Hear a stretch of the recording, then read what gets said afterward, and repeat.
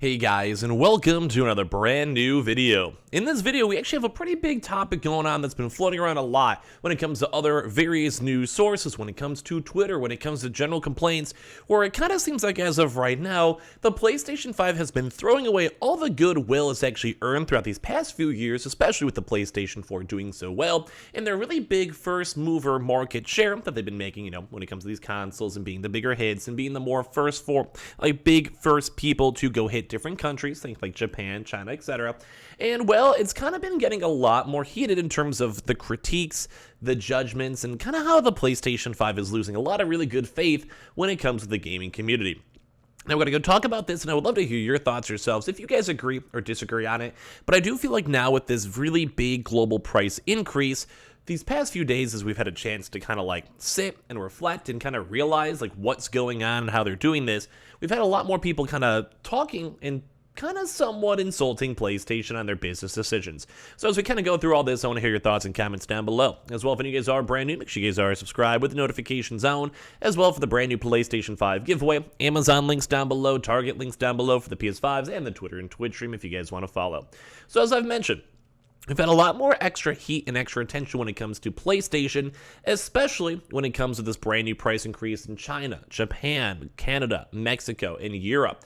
And a lot of folks are obviously not so happy. If you have to pay more extra money, like an average 10% increase, when it comes to all this stuff is definitely not what people want to see, especially when it's a 10% increase for the company, and then also a 10% increase because our also value values have been going down too as well in those other regions. So now we've actually even been seeing things up in Forbes and Paul, who's been having a chance to go bring up some very intriguing topics where I think everyone now is kind of realizing that they're kind of skeeting along just a little bit too much. And this is all in regards to the fact of hey, this is a bad narrative going on. This is a bad push. You guys are kind of trying to push the Apple of consoles when you're really not necessarily fully the Apple of consoles as of yet. So let's go talk about it. So basically we have an article over here from Forbes stating Sony needs to watch the PS5 narrative that is now starting to go and take shape. So basically throughout this one, the PS5 has been a massive hit. We can no longer deny that one. It's been doing very well in terms of profits, outselling the Xbox, so it's been doing pretty good. But this has only been limited more so by Sony's ability to actually produce the consoles themselves. And once again, is leading the sales from Xbox, and at least in terms of profits, they're beating the Switch. Switch is selling more, but the Switch is also cheaper, so they're making more profits off of that.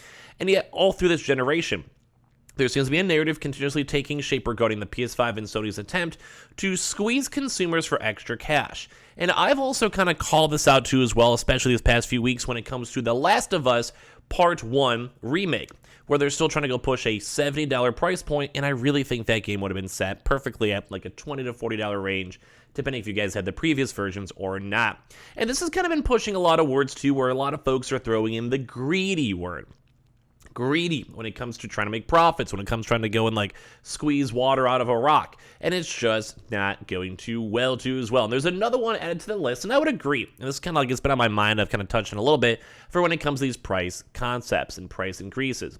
So this one too, it's weird because even Paul's hey, it's redundant to call a mega corporation greedy because their whole purpose is to make money, make the shareholders happy, make other people happy, and make as many products that people can consume.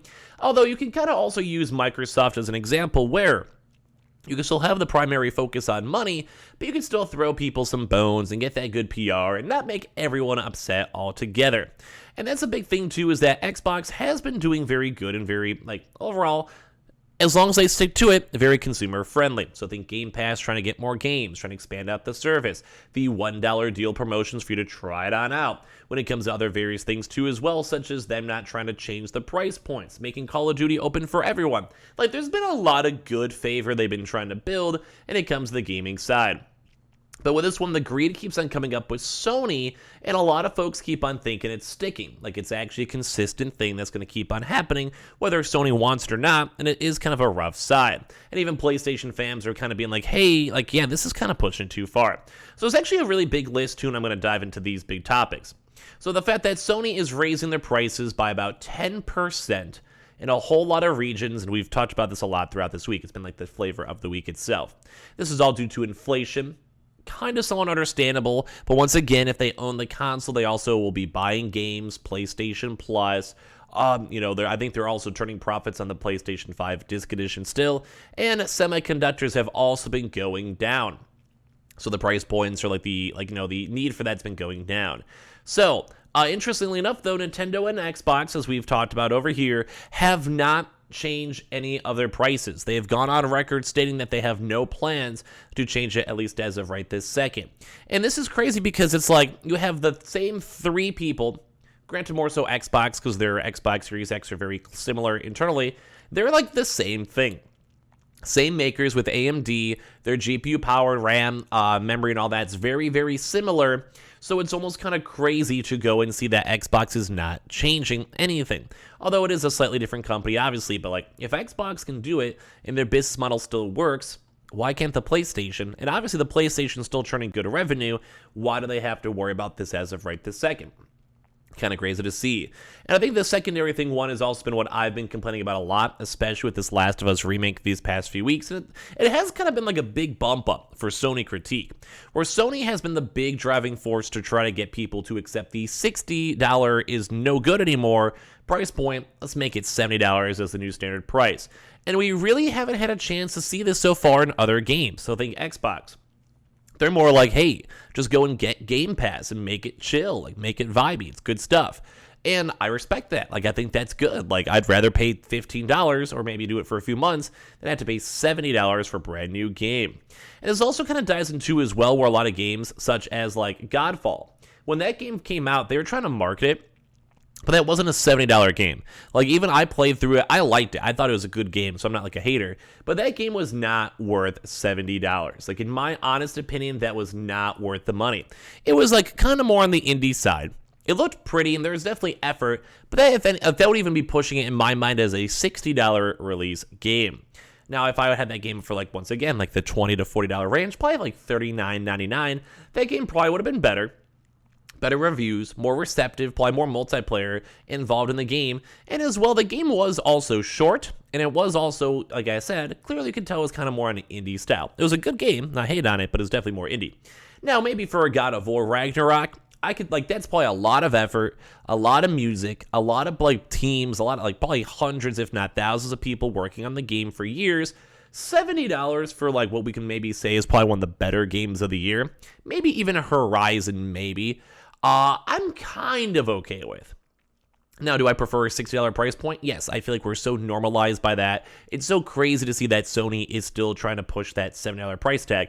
And it's also crazier still, sorry for the cough, that even like Steam and, EA or even Xbox are still like, nah, we'll keep the 60. It's been working out for us for a while. We have no reason to change. We're good. But that kind of ties into the original topic, that Sony is also not getting good PR once again, because their PR is being like, hey, let's go make more money. Our games are good. No denying that. I do enjoy a lot of the games. But they're like, hey, well, guess what, bro? Let's pay an extra $10. Why not? Inflation, homies, inflations. And then on top of that, too, with the extra price point for the PS5 on other regions, it really does just kind of seem very, very greedy. And as well, same with The Last of Us, I've been talking about a lot. Like, it's been remastered multiple times. Why is it a $70 game? Like, make it, like, if you get, like, reward your, like, loyal customers. If someone already owned the game or owned the previous remake, give it to them for cheap. Like, I'm sure there's a lot of effort put into it, new assets being made, whatever, but give it to them cheap. And then also a lot of folks, too, keep on using it as their direct competitor with Microsoft, which has all of its games on Xbox Game Pass for free, part of the trial, too, as well. And even, too, on top of that is like, bro, like, they could also go put their AAA games like the Halo and Forza, and people still play it and can rock that stuff on out.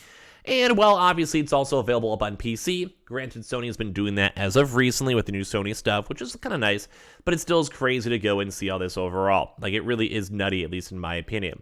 So, and then Microsoft, as their main competitor, has been trying their best to make everything as consumer-friendly as possible and hook people up the best they possibly can. Very crazy to see. So, of course, there's obviously people saying, like, their Sony might be justified, and, like, these prices or inflations, or that Microsoft might just be a way bigger company, which is also true. Don't get me wrong. Like, Microsoft is a $2 trillion company. But as well, like, it's kind of like sometimes you got to go be competitive on these markets. We have these monopoly talks everywhere, and it does kind of seem like the PlayStation has been losing a lot of faith recently with their core community. Now, they still make great games. Am I still going to keep buying these games? Yes, but every single time I see a $70 price point, I'm going to cringe, and whenever I hear about people in China having to pay an extra 10% of their console, and at some point it will probably come to America, I'll probably also cringe too as well. So give me your thoughts and comments too on top of that. Let me know if you guys agree, disagree. We have the Twitter and Twitch stream down below, Amazon links down below, Target links down below, and everything else as well down below. And I appreciate you guys all so much for watching in the first place.